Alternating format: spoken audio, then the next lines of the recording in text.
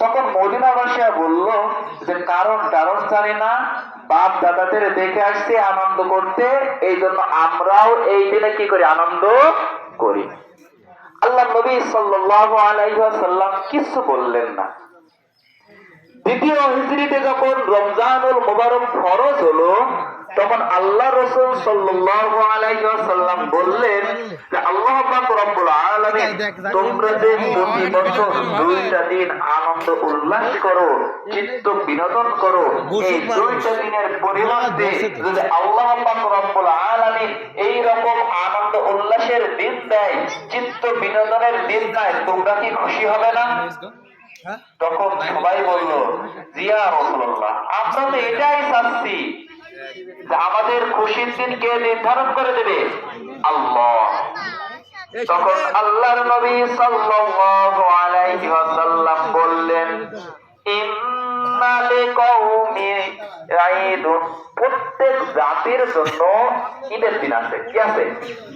আল্লাহ পাক রব্বুল আলামিন আমরা মুসলমানদের জন্য দুইটা ঈদের দিন রেখেছেন, দুইটা খুশির দিন রেখেছে। একটা হলো ঈদুল ফিতর, আর একটা হলো ঈদুল আযহা। ঈদ মুবারক। ঈদুল ফিতরটা এটা কেন আসলো? এটা কেন আসলো?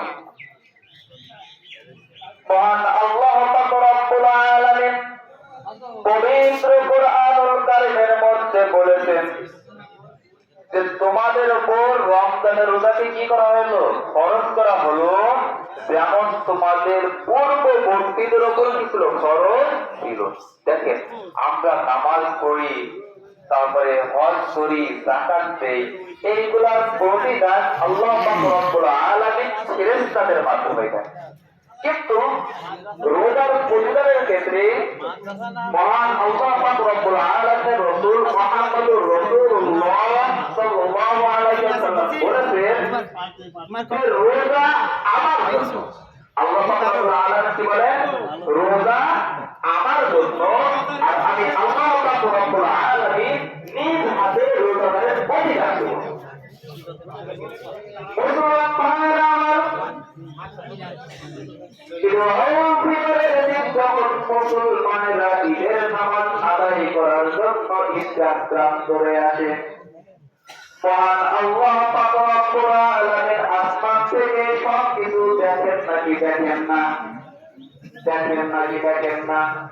শুধু এটাই দেখেন না, আমার রব্বের সেই রব গভীর সমুদ্রের নিচে, পাথরের নিচেও যদি কালো পিপিলিকা পর্যন্ত হেঁটে যায়, ওটাও আমার আল্লাহ দেখেন নাকি দেখেন না? মহান আল্লাহ পাক রব্বুল আলামিন ফেরেশতাদেরকে বলে, ও আমার ফেরেশতারা, এত মুসলমান আমার এত বান্দা কিসের জন্য ঈদগাহ ময়দানে একত্রিত হয়েছে? ফেরেশতারা তখন জবাব দেয়, আল্লাহ, আপনার বান্দারা আমরা জাহান্নামকে দেখে নাই। সম্মানিত উপস্থিতি, আমরা কাতার গিয়ে দাঁড়িয়ে আবার বসে যাই, যেহেতু আমাদের স্থানে সংলাপ হচ্ছে না, এই জন্য আমরা সামনের কাতার আগে পূরণ করে নিই। সামনের কাতার আগে আমরা পূরণ করে নিই, এরপরে আমরা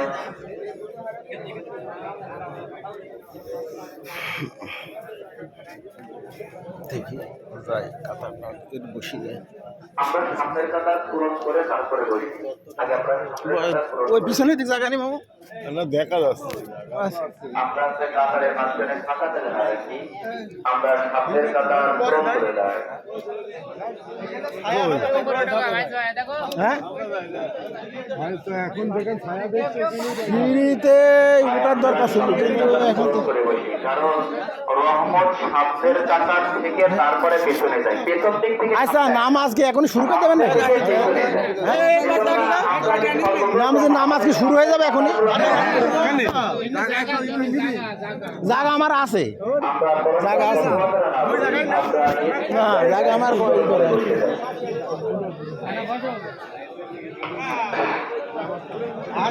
আমরা ঘটনা বলি, আমরা নিজ নিজ জায়গায় সুন্দরভাবে বসে যাই। মুসলমান ভাইয়ের আমার যে কথা বলতেছিলাম, মহান আল্লাহ পাক রব্বুল আলামিন বলেন, ও আমার ফেরেশতারা, ঈদুল ফিতরের দিনে আমার বান্দারা ঈদগাহ প্রান্তরে কিসের জন্য এসেছে? ফেরেশতারা তখন উত্তরে বলে, আল্লাহ, এক মাস তারা রোজা রেখেছে আপনার ভয়ে, জাহান্নামের ভয়ে। এর খুশি